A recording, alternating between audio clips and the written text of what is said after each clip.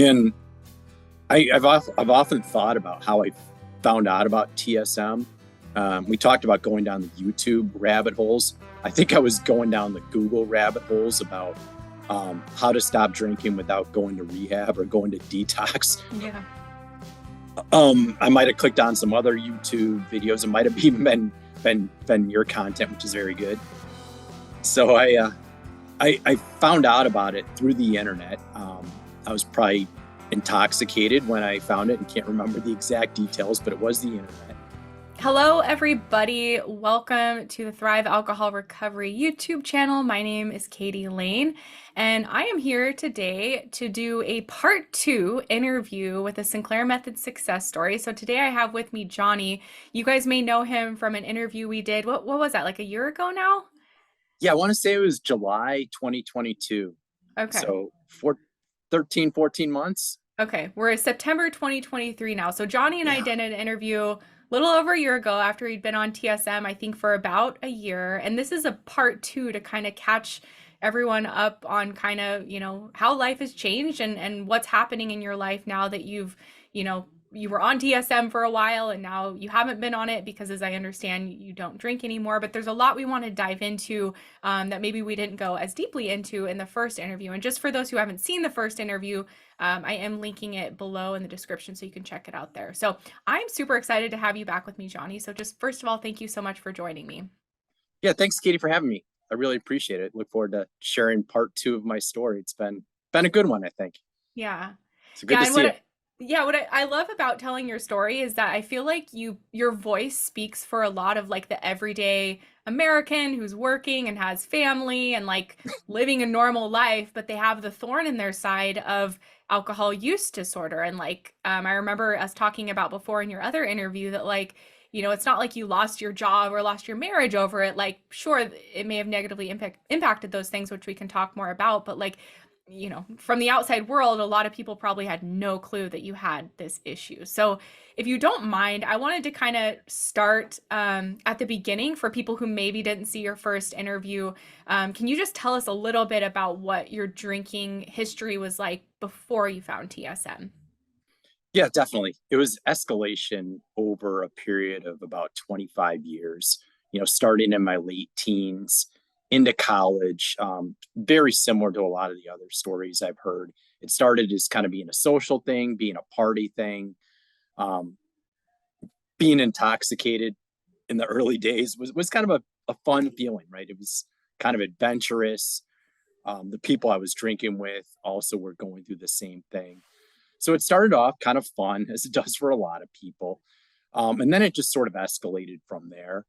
In college, being involved with a fraternity, living on my own.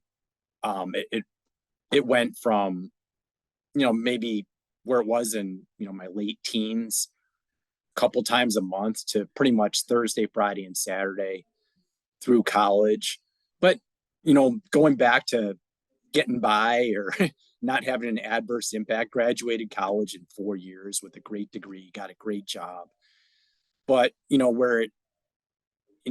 graduated at age 22, entered the working world, and just having my own apartment, having a steady income for the first time ever, that led to just more freedom, more drinking by myself was something new that happened in my 20s.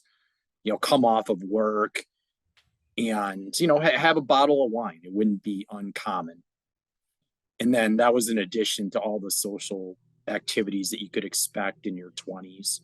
So I was drinking by myself and doing the social thing. So I was doing a lot of drinking in different capacities. And then by, the 30s, that's when it really started escalating. My kid was born in 2010, right? So there wasn't as much socialization. So when my responsibilities with her would be done at night, I would, turn the TV on, watch Sports Center, go down the YouTube rabbit hole, Netflix, whatever. And it got to, pretty close to 2 bottles of wine in my 30s. And then in my, when COVID hit in March 2020, I was starting to crack open that third bottle. And that's when I knew I really wanted to make changes. The hangovers were starting to hurt. I was being less productive. I found myself just being lethargic. And it was just, I was using it as an excuse for just not being productive. Oh, it's COVID. I have nothing better to do. I'll open up another bottle. I was also into craft beer, very popular everywhere. So I found with craft beer, it was kind of like like an excuse to drink, right? You could say I'm trying this new IPA, or they opened this new brewery, a couple miles from my house. I'm going to go check it out. So it's similar to like wine tasting. It probably starts out as like a fun activity, but the primary purpose isn't tasting things. It's it's Yeah. it's the effect. So that's my relationship with alcohol was wine when I was drinking by myself, and beer when I was not drinking by myself, or drinking outside of the house, I should say. I did go to the bar a lot by myself. I found it, expensive. Yeah. No, but it was a way to get out. It was, I could justify it. Hey, I just need to get out of the house. I've been cooped up. It's been a hard day at work. There's a special going on, or there's a game I want to watch. I could find any ulterior reason to justify it, but the primary purpose was to drink, Yeah. and to drink unabated. So 2021, January 18th, I believe, I had my first appointment. I got a TSM doctor, and I've often thought about how I found out about TSM.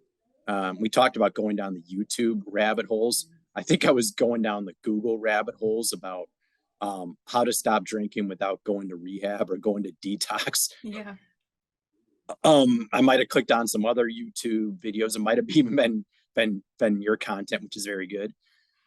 So I found out about it through the internet. I was probably intoxicated when I found it and can't remember the exact details, but it was the internet. So January 18th, I had my first appointment with the Sinclair Method doctor.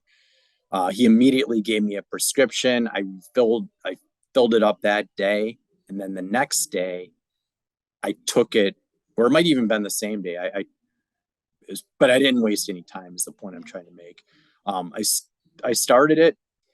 Was immediate responder. I think that's what they call it. And so I'm like, this is amazing. I cut myself off somewhere between 2 and 3 drinks. And then a couple weeks later, I had a couple alcohol-free days, which I never had, ever. I would have to be gravely ill to not drink. So you started the treatment as someone drinking pretty much 7 days a week, and like when you were home, it was Absolutely. like 3-ish bottles. Sometimes you'd go, okay, just to paint the picture of how much you were drinking. Yeah, it was a lot, and it was just it wasn't healthy. I could feel myself just rotting away. So I knew I had to make a personal change. I didn't, with a family, with work, and just some of the stories I heard, I didn't, a formal rehab program, or an Mhm. inpatient rehab, I should say. That's a better word than formal. Inpatient. It just what didn't interest me. I didn't think it was for me, and no disrespect against any of those programs. But I wanted to do something I could do on my own, and I was willing to do something outpatient a couple days a week. I think that's kind of the rules I set with myself. So this was a video conference, January 2021, so the height of COVID. Got the prescription. It was pretty. And another thing I point out, and I think this is a benefit of TSM. I hope I'm not going down a tangent here. Just bring me back on track if I am. Is how affordable it is, right? And I know I'm blessed to have the health insurance coverage that I do, but if you look at, I believe you know with the copay, and with the $10 copay on the prescription, it was a very low cost to get started. It was about 1 day's worth of drinking for me for the amount of the. Wow. So the affordability made it. I'm like, okay, Yeah. maybe this is too good to be true. So Yeah. I started, and like I said, I was an immediate responder for, and then it lasted, I want to say 2 months, 2.5 months, and then I regressed after the honeymoon phase to about 80% of what my drinking habits were before I started in January. And this is where I was mad. I'm like, oh, back to where I started. This thing isn't working. I've just wasted time. And I just felt disappointed. I felt like giving up. I thought maybe my early experience was a placebo effect. I was just very negative, and I almost quit, but I scheduled an appointment and talked to my TSM doctor, who's great. And he said, okay, well, we'll up your dose a little bit, keep tracking how much you're drinking, and let's circle back in 2 weeks. And that was some of the best advice, simple advice, but um, that immediate upping the dose from 50 milligrams to 100 milligrams immediately brought me back on track. And I even say, and then maybe a couple weeks of doing 100 milligrams, I put it down to 50 because the drinking went down even more after the regression period, and I re-upped my dose, and then it went back down to one pill, 50 milligrams every time. Okay. And then I started having it became I just haven't kept having more alcohol free days. And the last time that I believe the term you used is drinking through the naltrexone, Yeah. where you've taken now, and whether it's adrenaline or something else going on, you're able to drink it and get the intoxicating feel. It was actually, you got the intoxicating feel drinking far less, but nevertheless, it was an intoxicating feeling.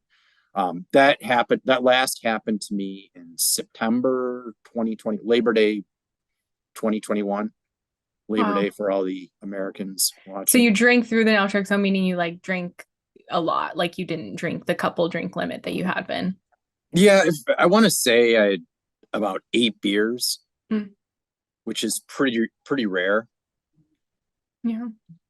Um, but I definitely felt it, and that was the last time. And then I had a couple drinks afterwards, but the last drink was on November 4th, 2021. So about a little under 10 months from when the Mm. time I started now to being completely alcohol free. Yeah.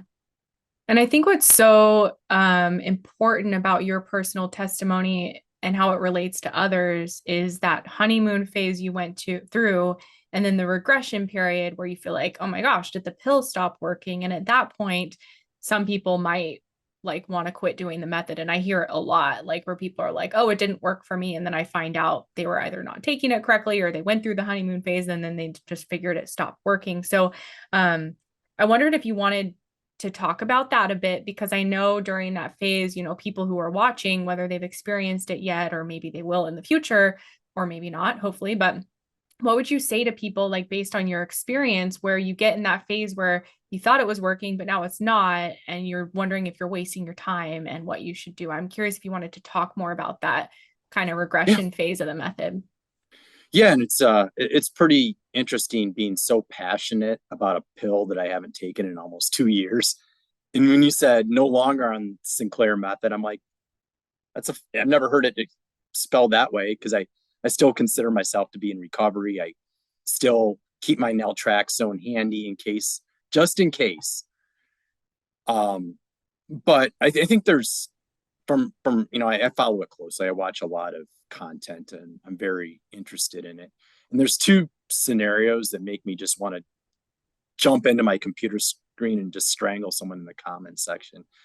The first scenario is similar to mine, where you just feel like giving up. You've had the honeymoon phase, you've regressed, you feel like a failure, you feel like your body isn't responding to it, and there's some other reason. And I think that the message out of that is the mind is a funny thing. Like, you can't feel the naltrexone in your brain working, right? There's no real side effects. So I'd say just whatever you do, don't quit.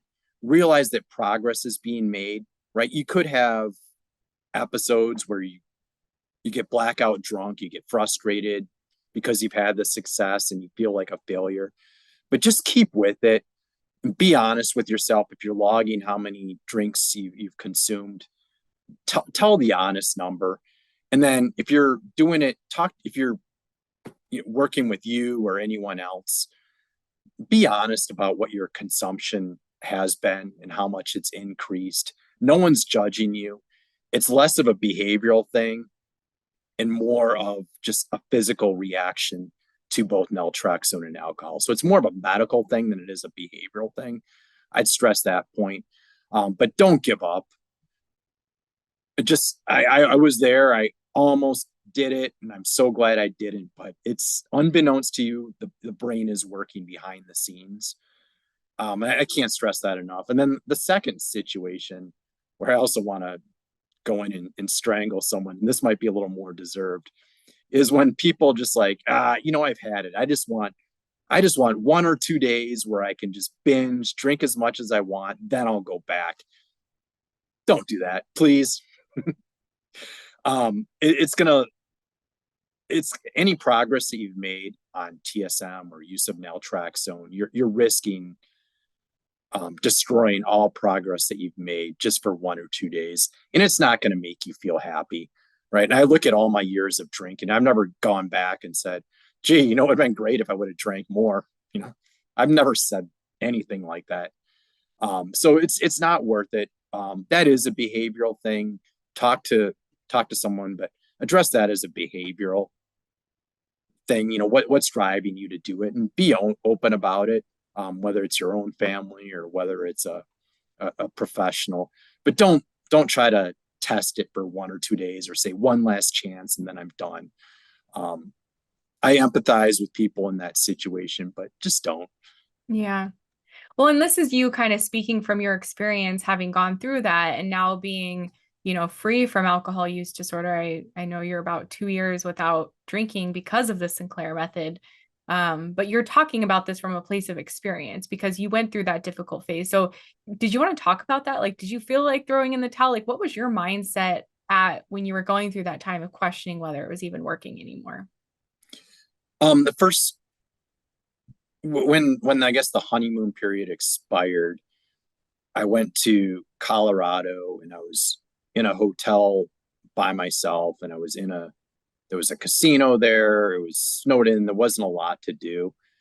And I kind of I took the naltrexone, but I drank through it.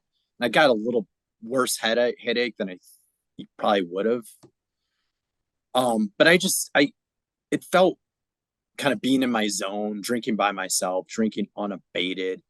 It kind of felt okay. Like it's when I got back from that trip and I was doing more. That's when because I was comparing myself to where I was a month ago, and my consumption was just so much higher. So I felt like a failure. I felt like it didn't work for me. I felt kind of angry. I felt like I kind of bought snake oil. Mm. um, and I thought, like, hey, Mark, or John, you've gotten to a point where you've become so your relationship with alcohol is just it's taken over. There's no hope, and might as well enjoy it. Don't add another pill to the mix. So it was feeling like a failure, and I probably wouldn't have had that failure feeling if I didn't have that honeymoon period. Mhm. But there was just a lot going on, and I almost threw in the towel. I can't tell you how close I was, and maybe Wow. there was some intervention up there that kept me taking it and said, hey, let's talk this out with someone who does this for a living. Yeah. Because it was, you felt good. Like I've never, especially the last 10 years before I tried it, it was just an escalating pattern. So it felt good to say, hey, this is kind of a new life. This is an experience. I don't feel as hungover. I feel like I have an off switch. And then to lose it, it was almost like I would have been better off never having that success to begin with. But you talked about it and it got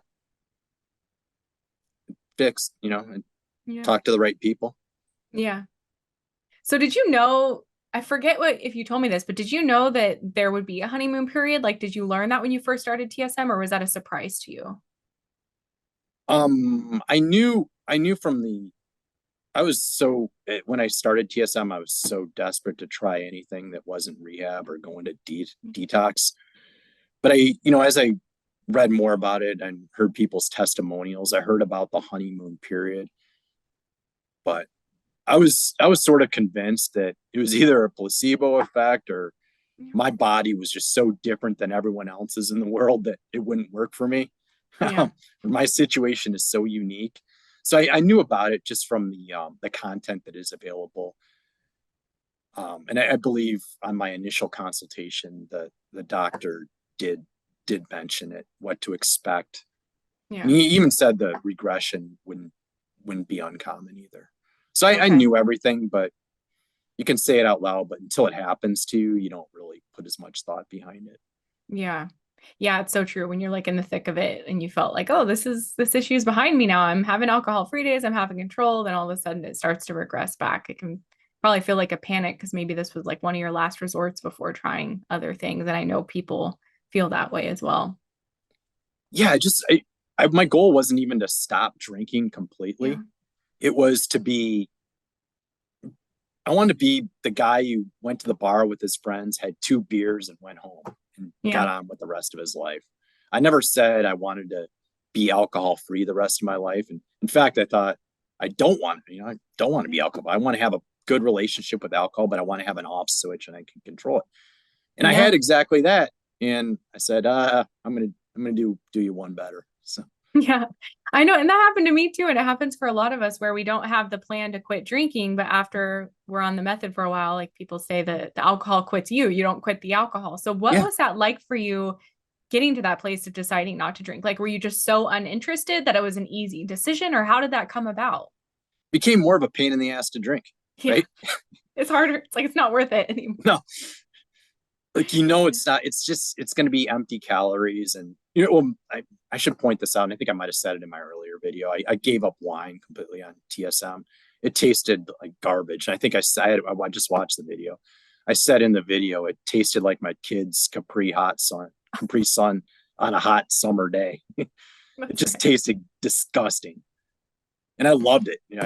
The sweetness of it, but whatever's going on in here, it was not an option. So I went Yeah. to beer. It didn't taste as good, but it tasted pretty good. But I started. If you said how it became difficult is, so you have 2 IPAs. You have to wait an hour, okay, and I was disciplined about that. Cool. And then it's 2 IPAs is over 500 calories, so it's like, all right, I'm not really getting anything out of this. I feel Yeah. like I'm drinking because I have to drink. I'm drinking because it's out of habit.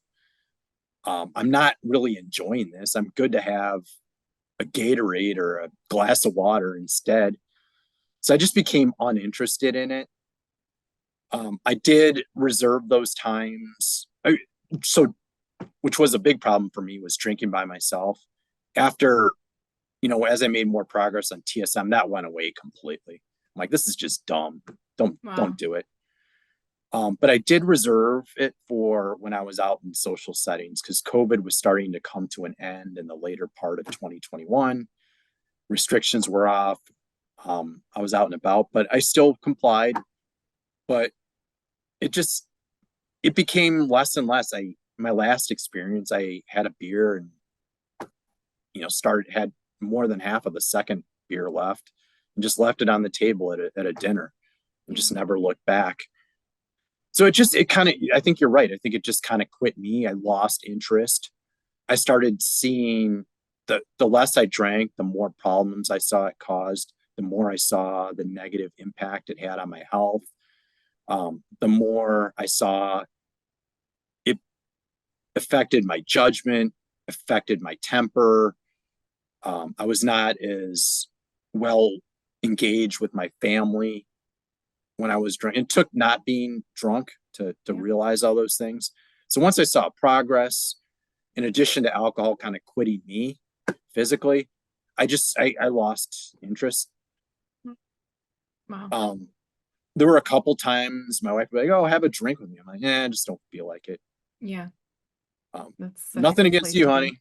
but Yeah. just I'll sit with you, but Yeah. Yeah. I know. Yeah, that's such a I'm freeing not place. judging you. Yeah.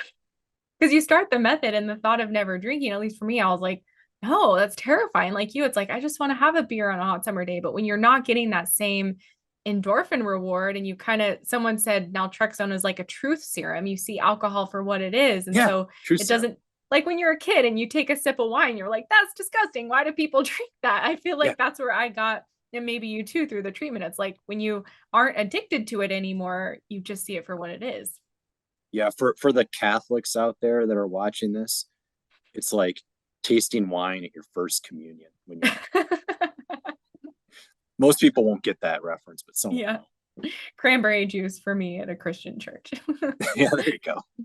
So like I wanted to ask you because in our last interview I know you talked about how, it didn't really negatively impact your work. It's not like you were like losing jobs or missing meetings or things like that, but you were just kind of touching on, there were things impacting your health or your marriage or your just emotional state, and you saw that more clearly the more distance you got from alcohol, the more time you were alcohol free. So like what has changed for you? I'm understanding you haven't drank in about 2 years. So like, what has changed for you the past couple of years? What perspective do you have on like what alcohol was contributing to your life versus like what it's like now without the alcohol? Just to talk about that a bit. Yeah, when I look at that video from a little over a year ago, I seem very content with, hey, I was getting away with all kinds of stuff. It didn't, I was still able to keep my job. I was still married. I was still, fulfilling my responsibilities in the house, but I wasn't thriving. And I think I'm a pretty energetic, enthusiastic, kind of goal-oriented person. Yeah. So I was going about 60%, right? So 60% of my exertion effort was keeping me my head above water, Yeah. and was able to thrive. Or I wouldn't even say thrive, but I was doing well at work. I was being recognized, for contributions, and no one. It was never an issue. Mark, I never missed meetings. I always made it a point, no matter how early the meeting was or how hungover I was, to be able to attend it. Never had attendance issues, never had performance issues. But just because you're not having those issues at work, which gets a lot of people fired, I really wasn't, thriving is the right word. I didn't have as much energy for it. Now I love my profession. I love what I'm doing. Um, very enthusiastic about the company's mission, about I'm taking on more responsibilities. I've become a better manager of people. I've just had more enthusiasm, more creativity, better ideas, just more energy that I put in. So that 60% is up to 100% and has been for some time. I didn't talk about it the first video because I didn't really have that perspective yet. It took another probably 6 months after that video to kind of make that realization that, it's not just being able to get by, it's being able to thrive and be successful. So I'm using work as an example, but the same holds true with my personal life. The relationship with family members is a lot better. The arguments are fewer and they're less intense. And it's more, you have that kind of filter, when to back off, when to pick your battles a little bit more. You don't overreact to stuff. And things happen, arguments happen with people do you wrong, but you don't fly off the handle. um, I became much more emotional, much more erratic when I was drinking. Again, it didn't reach the point of police being called or wife walking out or anything. um, but I feel more in control of my behavior Yeah. and less emotion, more rational. And I think that's done well with my relationships with my wife and with my daughter. That's awesome. Yeah, it's Yeah. like when you're in the thick of the AUD, you don't really see, you don't know what you don't know. So you don't know what life looks like when you're not drinking every day. And so for you to kind of get that insight and understanding the more distance you got, like that in and of itself, I would imagine could be pretty motivating and exciting just to see that transformation in yourself and how much alcohol can hold you back, even though it's not super apparent to the outside world or even to yourself. You get that perspective the longer you're free from the ball and chain of alcohol use disorder. In alcohol use disorder, it's a daily cycle, right? It starts for me, we'll start the cycle at like 6 o'clock. You have a couple drinks with dinner, or you open that bottle of wine, you fulfill your family responsibilities, and you go back to the part of your house where it's quiet. You can continue unabated, and it could last until the early wee hours. Because like I said before, you drink, you can be completely tired, completely dead, but you'll continue to drink just because it's so motivating. It's such an adrenaline rush. So that takes you to you're going to sleep intoxicated, usually because you pass out and physically can't drink anymore. So let's just say that's 1:32 in the morning, maybe later. So you get up the next day and you gotta function. So it's your head's spinning, your eyes just hurt, everything hurts. You're like, I will pay someone $500 to take a nap right now. You drink about 20 Diet Cokes, and you just feel like crap all day. And then the cycle starts again at 6 o'clock the next day, and it just goes on and on. And it's depressing. So being able to get off that cycle was very Yeah. it was very rewarding. Yeah. So I have a question for you because, like, obviously you're talking about the negative consequences of drinking, but you Oh, mentioned yeah. like that adrenaline and that rush that comes when we drink. Do you miss that at all? Because I think that's something that can cause people to maybe stay stuck in the habit of drinking because they are still getting a bit of that buzz effect. And we have to learn to let that go. So I'm curious, like, what your perspective is like, if you miss that at all, or just what you might say about no longer having that nightly buzz as part of your routine. I did, but not so much. The farther I get away from it, 2 years removed from it, becomes less and less. But early, it was a behavior thing. It was a habit, and it was a habit regardless of what happened that day. Whether it was a good day, hey, let's celebrate, or I'm gonna reward myself for whatever achievement happened, or I deserve this. I've had a rough week. The wife gave me the go ahead to, hey, see you in a couple hours or enjoy your night off. So it was a way to reward myself. And on the flip side, if I had a bad day at work or had an argument with a family member, a friend, or there was a social situation I didn't like, I'm like, well, I'm going to drink anyways. So regardless of what happened, what mood I was in, I continued the habit. So some people are like, hey, did you have a bad day? And start, I'm like, no, I did it when I had a good day. Mm-hmm. So getting off of that, yeah, it took, because that was it. Like I said, I keep saying, do your family responsibilities, and you go downstairs. And at first it was a little weird. Like, what can I do instead? I took up exercise. I watched the same videos, but with a Gatorade in my hand instead of a glass of wine. So it took a while to get my arms around, hey, you're going to get off work, you're going to have dinner with your family, but it's going to be a little bit of a different routine than what you're used to, just because I did it for so long. um but I look at that as just kind of, I look at, you know quitting or cutting back on drinking as one being, you know medical or physical, Yeah. right? And that's where the use of naltrexone comes in. But the second part, which is equally important, is correcting behaviors. Mm. So getting out of the reward system of drinking by yourself, or hey, this is part of the habit. That was more about correcting the behavior, putting something in its place, maybe spending more time with the family. Yeah. or making a conscious effort to do something more productive at work. So I found things to sort of fill the time. And after that, you get used, just as much as I got used to drinking every day, I got used to not drinking every day. Mm. That's the Um, beautiful thing about habits. Like we can develop any habit, good or bad. And I think the more you get used to having less alcohol or no alcohol, it becomes a new normal. And you don't even, especially with naltrexone, like I will say that wasn't really possible for me yeah, before naltrexone, but yeah.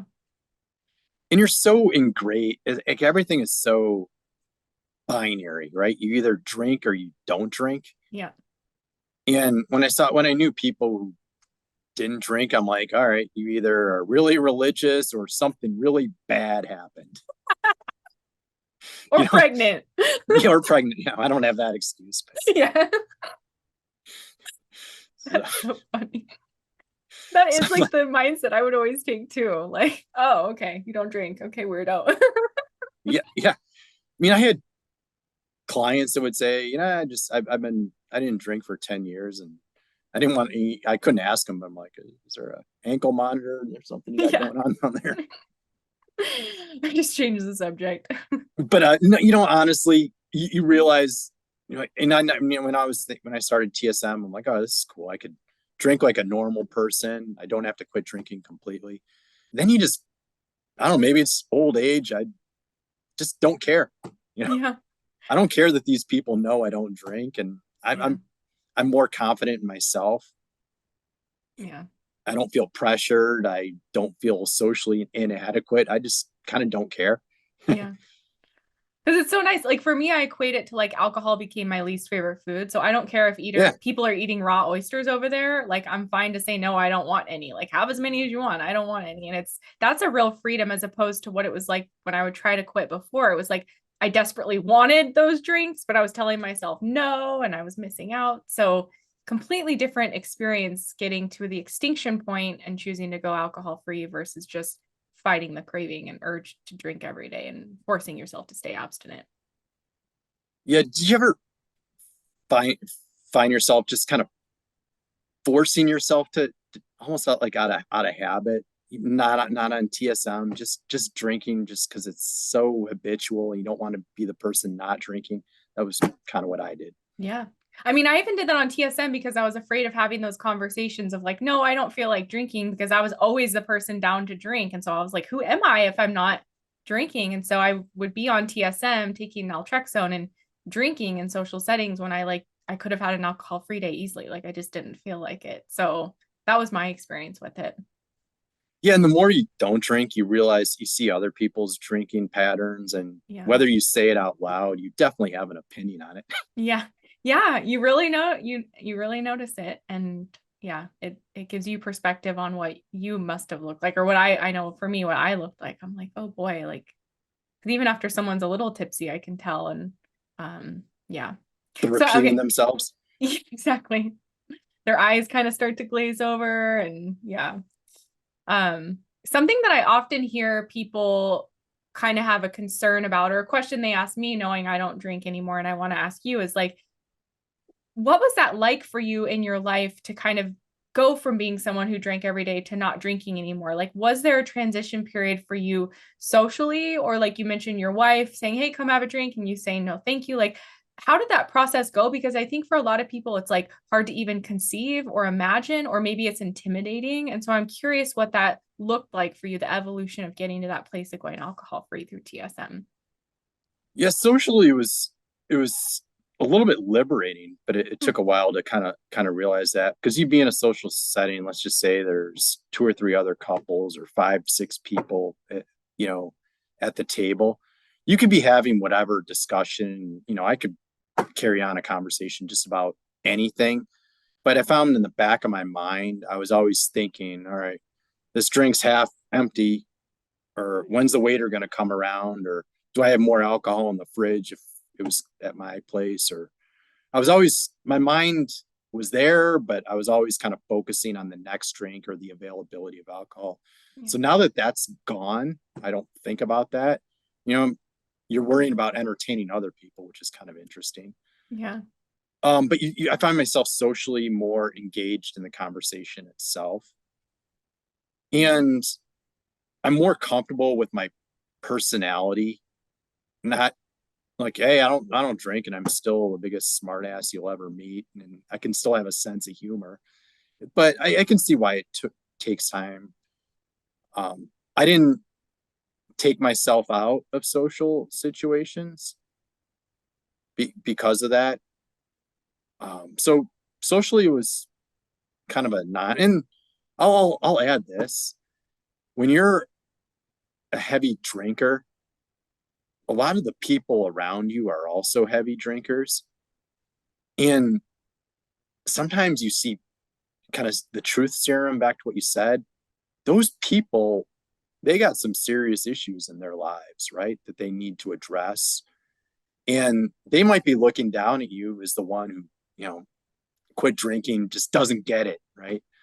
But you see a lot of problems that other people have when you in as a result of social settings that involve alcohol, and it's you know it's Yeah. tough sometimes. And I've had to say goodbye to a couple friends, in the last, I'd say the last year or so. Mm. That the primary focus was we'd start drinking and we'd start texting, or we'd talk, or the only time we got together was because alcohol was involved. Um, they want, you could call someone, hey, you want to go see a game, you want to go to a concert, but if the primary purpose is to drink and you're not drinking, you're sometimes the relationship's over, and that's okay too.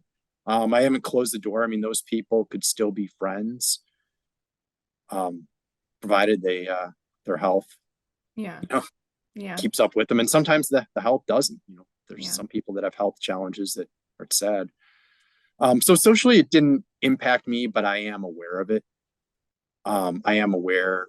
I just, for every situation, I'm always assessing, what the impact, how I'm gonna keep keep my keep on the right track, stay on the wagon, I guess. Yeah. I don't put myself in bad situations. Um, but so I know I'm being kind of long winded here, but socially, I'm better than where I was before, even with Yeah. no alcohol. Yeah. I'm more selective about friendships. I think that's the Right. bigger thing, and I'm more engaged with the discussions with the with the wife. It's a little bit of an adjustment. We, first of all, I drank leaps and bounds more than she does or did, right? But she was always, encouraging it socially, and it was kind of, I guess, a little bit different for her to hear no from me, Mhm. or to be out in the setting and realize, like, hey, because I was always the one, hey, I could have one or two drinks and then 10 drinks later. Yeah. So it was a little hard saying, no, I'm not going to drink and not drinking. But she's been a trooper, right? I don't share a lot of the details with her.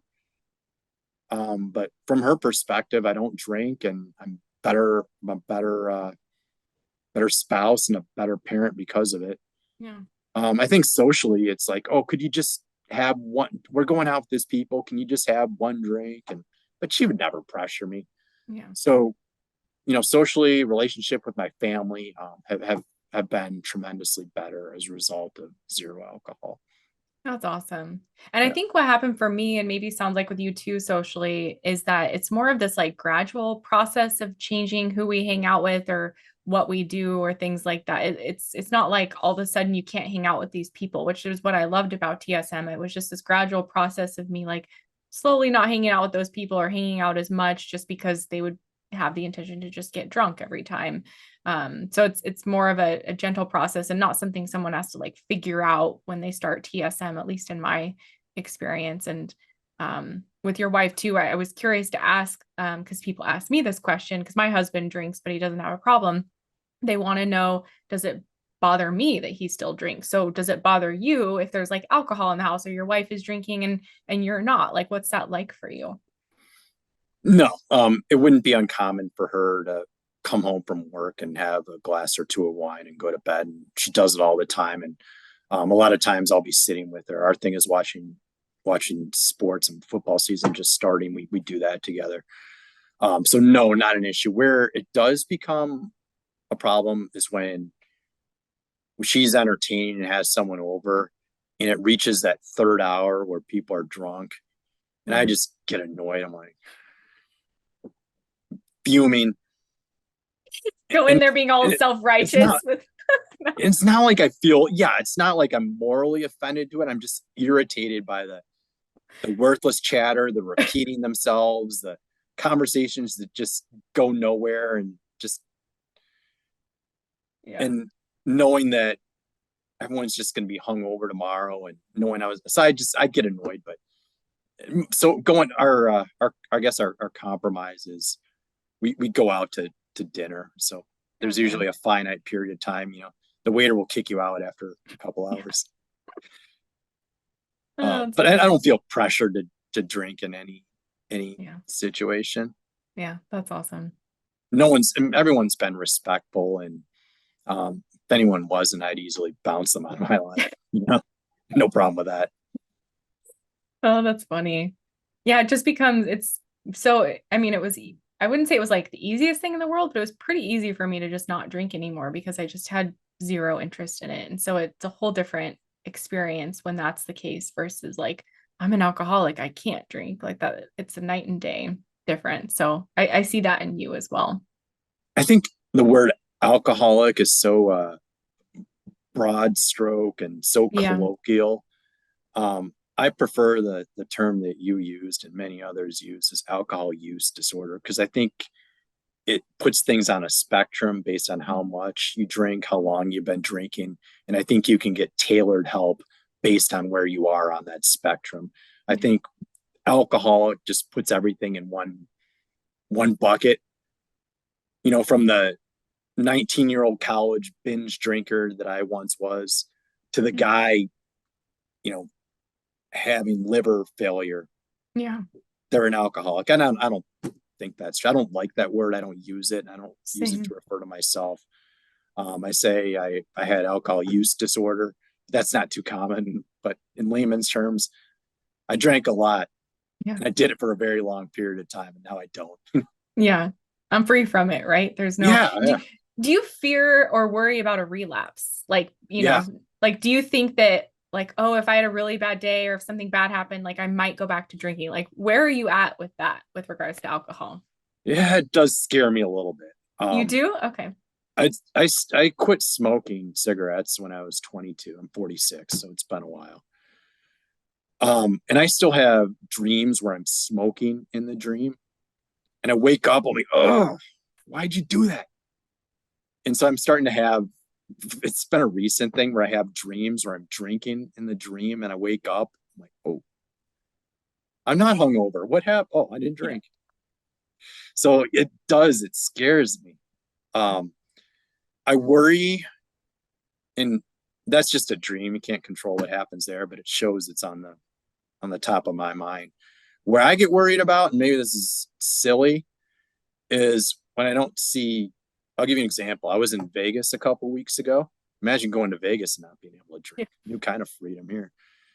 And at the blackjack table, and they're bringing drinks around, and I think I ordered a Diet Coke, but they didn't bring a bottle or a can of Diet Coke. They just put it in a glass. I'm like, what if they F this up and give me someone else's rum and Coke? Yeah. And that was my biggest. So I confirmed it with the waitress. I'm like, there's no alcohol in this. I smelled it. Yeah. So I worry about inadvertently taking a drink with alcohol unbeknownst to me. And that almost did happen to me. Not the Vegas trip, but I was in the Philippines for work and was at a restaurant. And I said, with the language difference, I said Coke, and they thought I said Jack and Coke. Oh. And I saw them making the drink, thank God. Um, but I'm like, phew, dodged a bullet there. I was able to correct her. And I don't think I was afraid to touch any water or Coke in that restaurant. So I ordered it, sat on the table completely full because I was just freaked out at that point. So yeah, I worry about a relapse. But what I do to control it is I just kind of do a risk assessment of each situation I'm going to go before it happens. You know, is there going to be a pressure to drink? Is it going to be, is the primary purpose of this event to drink? What are the mitigations I need to have in place? I talked about having a full thing of naltrexone ready. Do I need to carry that with me on my person? So I'm always thinking about it. I'm scared shitless about having a relapse. Yeah. If you have any suggestions out there, what works, I'll gladly listen.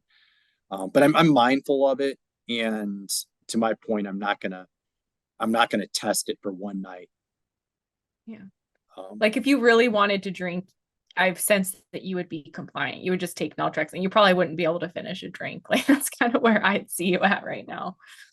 yeah, and if I caught myself in a situation where I didn't have naltrexone, I'd probably call the TSM doctor and say, it would probably happen when I'm out of town. I Yeah. would say, can you call this pharmacy? I don't care what it costs, and put an order in right now. Yeah. Yeah. That's how I'd manage it. And I still have dreams. I mean, it's been a while, but I even like maybe as soon as a year ago, I would have dreams about drinking without naltrexone. And like I think it just shows that we care about being recovered and like we don't want to go back to where we were. Like for me, I know some people who have been able to drink moderately without naltrexone after extinction. And I just know I would never do that because even if I could, because I'm a different person now, I have healthier coping tools. I'm just like, is playing with fire and I never want to touch it. Like naltrexone is my insurance. I keep it around too, just in case I'm tempted to drink again one day, but it's been 5 years and it hasn't tempted me yet. Well, So congrats. That's awesome. yeah, maybe we'll interview again when you're at 5 years. Yeah, I'd love to. And I just, yeah, don't play with fire. I look at how it escalated. Like I wasn't drinking 3 bottles of wine when I was 18. That happened over a period of time. So could I this Friday night hypothetically not take naltrexone, have 3 beers and go to bed? I would, but I'd probably do the same thing on Saturday, and then next week it would be a full 6 pack. Yeah. And then just once, I just want to get drunk like I used to feel like it was. And Yeah. I'd say within a month or 6 weeks, I would be back to where I started from. And I've also learned from my, research on it that you pick up where you left off. So let's just say it was, we'll say 2 bottles of wine, because you would finish that, you go to that third bottle within a month. Like you wouldn't go back to where you started from, 25 years ago. You go back to where you were before you started TSM. That's the last thing I want to do. Yeah. Yeah. I've had so much progress. All aspects of life. It's not something that interests me. Yeah. And I'm starting, there was a reason why you weren't the one to put the drink away after 2 or 3. So it's addressing what caused you to get addicted to alcohol in the first place. So now that I'm, almost 2 years clean, being able to address those things, or at least think about them, and think of ways, how can I prevent myself from going back there? Mm-hmm. What are things in my personal life that cause me to do that? Yeah. So I've just done so much reflecting over the last 2 years that I just have I look at myself as a different person than what I was when I was drinking. Totally. Same here. But to your point too, there's some inner work and healing that has to happen, right? Like when you have a really bad day or you're super stressed and like, of course, we're still human, we get those emotions, and not reaching for alcohol anymore. I mean, that's a process of getting to that place where, I mean, for me at least, to like become someone who can find other ways to cope other than downing bottle wine or whiskey or things like that. So, I mean, I know we're kind of wrapping up the call, but I'm Yep. just curious, like, has that been a process for you to kind of discover these new coping tools and, understand more about, why you would drink so much in the first place? Yeah, I think so. Better life skills is a good way to put Yeah. it. You want to know a really good preventative trick that works with me? What? Pull up your phone, log into your bank account or your credit card statement, and you'll actually see all the purchases are usually for legit things, or things you can, not $28, $42. where you have a laundry list of things. So that's one Yeah. that actually has worked for me when you see you're Wow. not wasting money. But other coping things, working out helps a lot. Yeah. Um, don't make yourself alone. Go spend more time with your family. For me, alcohol was a form of escapism. And it wasn't because something traumatic happened. It was a way to escape whatever stress. And it felt good where the only thing you're worrying about is the adrenaline Hmm. from chasing it. So you learn, you learn not to fall into that mental pattern of wanting to escape.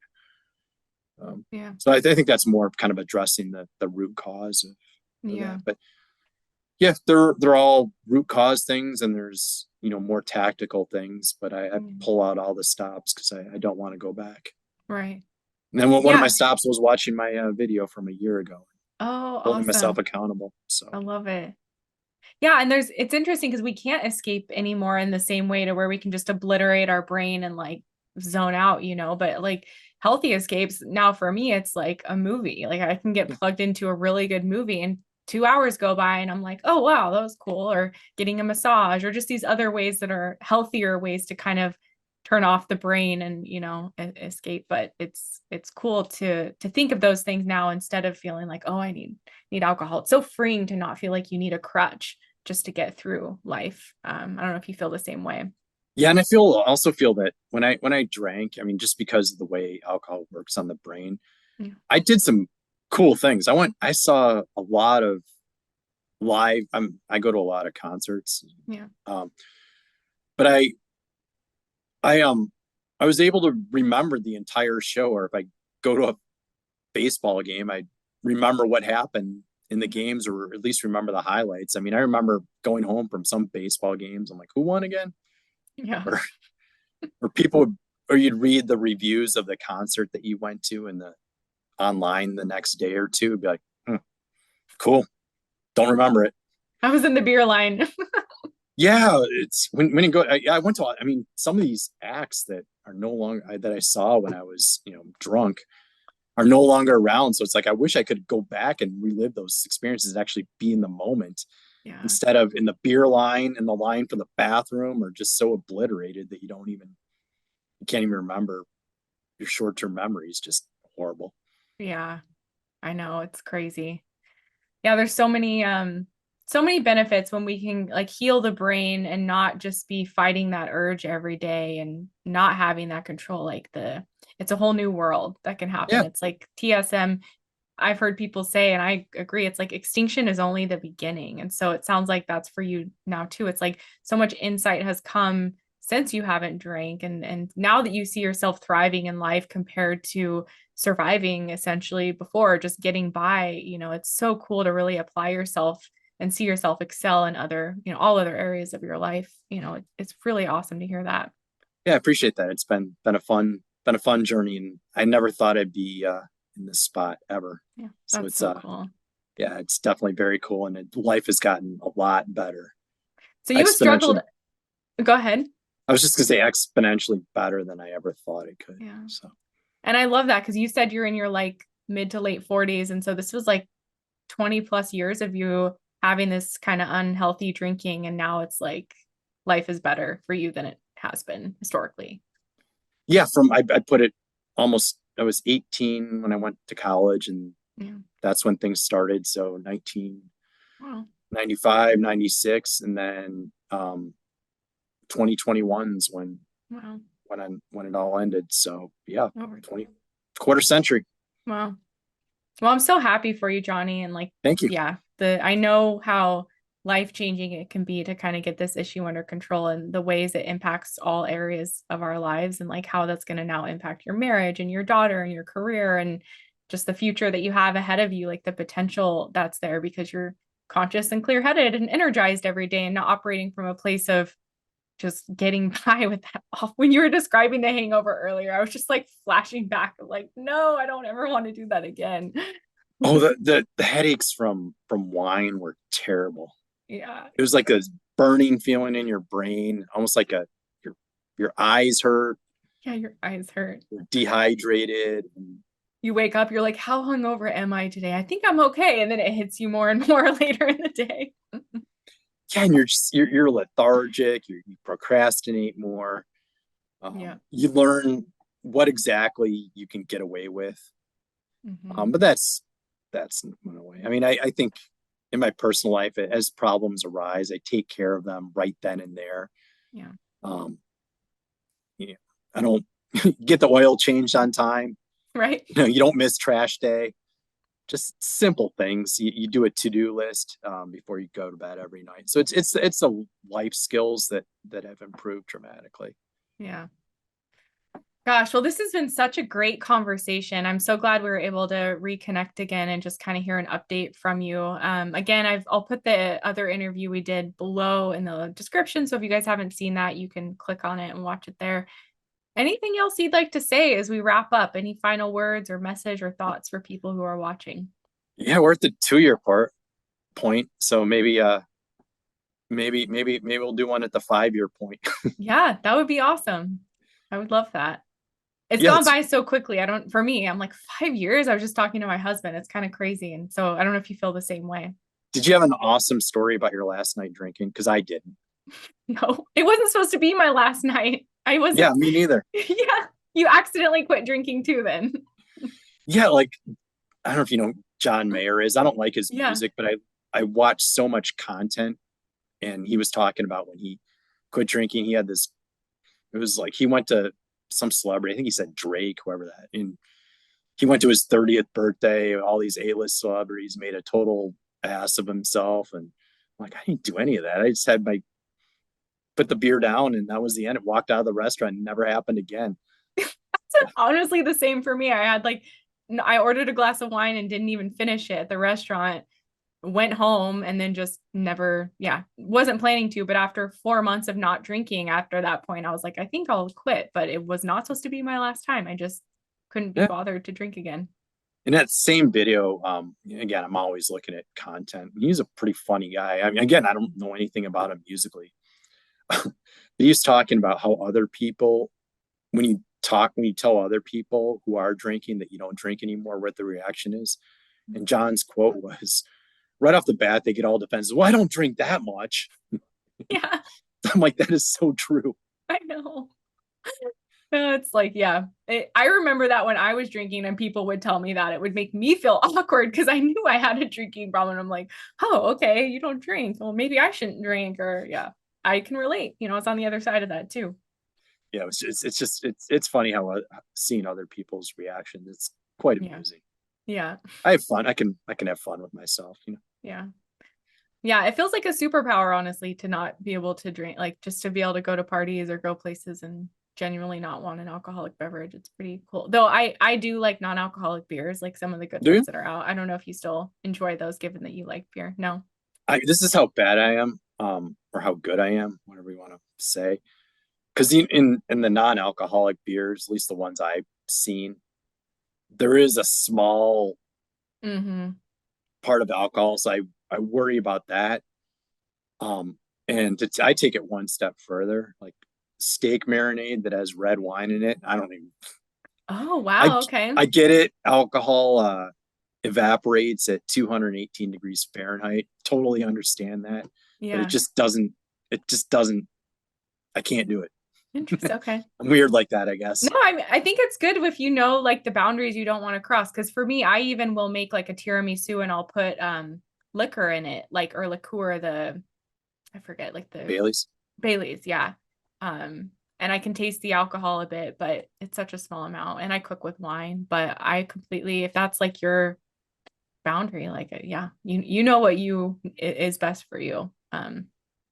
But yeah, Yeah, yeah, just no wine sauce. Don't even want the taste of wine or but more power to you if you can have an NA beer and enjoy yeah. it.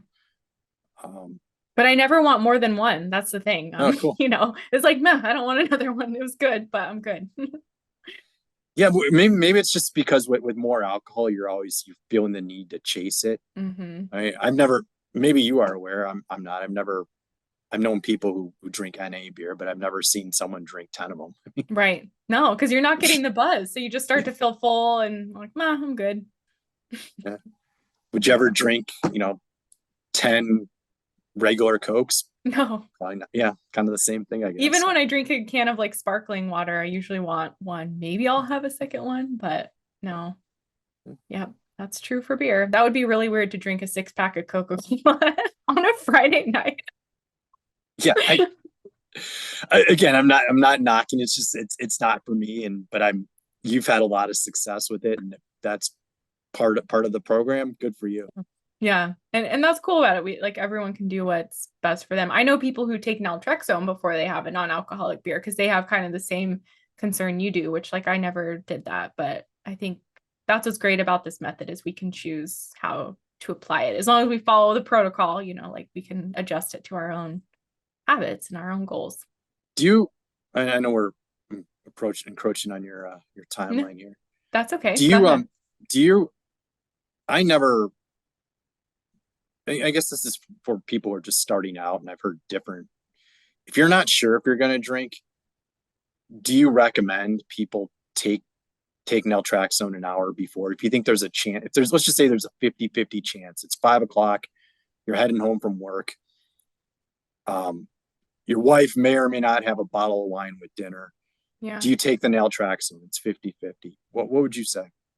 Yeah, I would say it's a best practice would be to take it just in case. Like it's better to take it and not drink. There's really no harm in that than risk being non-compliant. So generally, if there's even an inkling of a chance, like as a coach, I'm typically like, just take it. There's no issue. I mean, some people take it daily to help with abstinence or cravings. And so that's like the way it's FDA approved as a daily medication. But the research showed the Sinclair Method protocol is the most effective way.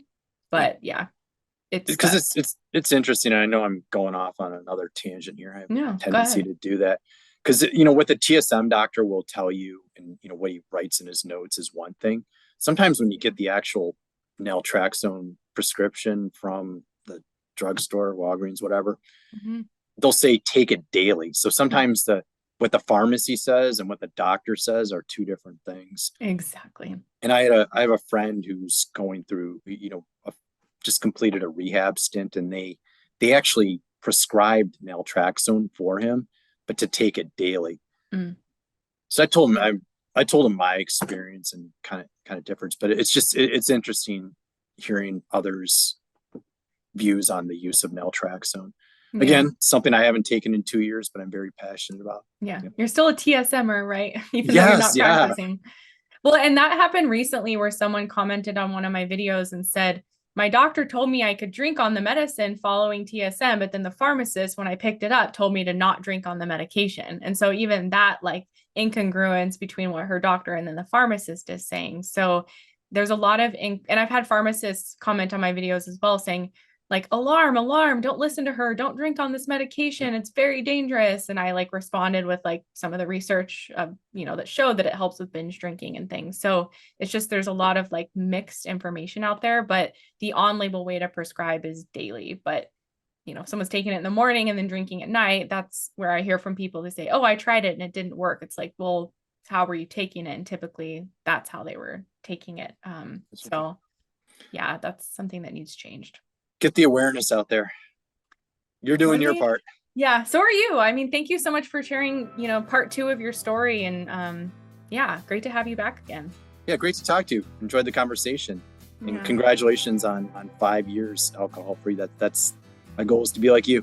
Yeah, well, congratulations on 2 years. I mean, I'm sure the next 2 years will fly by for you if they did for me as well. It was just like, didn't even think about drinking. So really cool. I'm really happy for you. Thank you so much.